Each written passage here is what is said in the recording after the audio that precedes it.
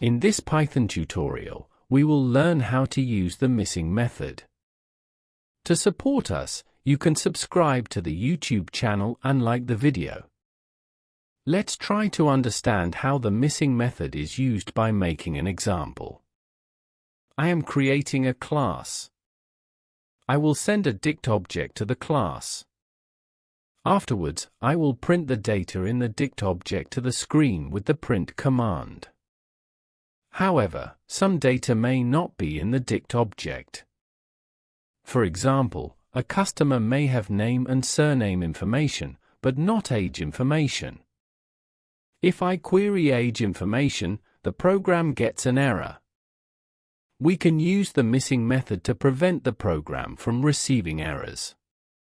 If the requested data is not in the dict object, the return command will run. Now let's test this. I am creating a variable.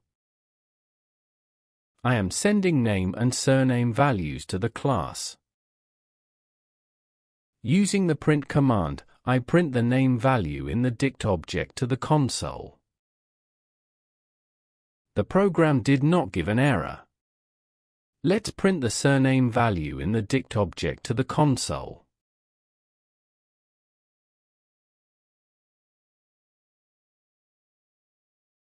The program did not give an error.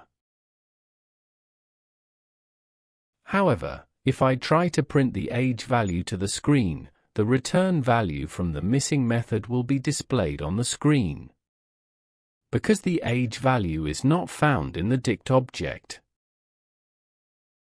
If there was no missing method in the class object, the program would throw an error.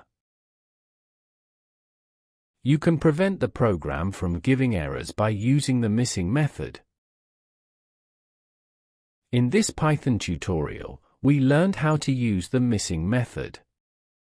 To support us, you can subscribe to the YouTube channel and like the video.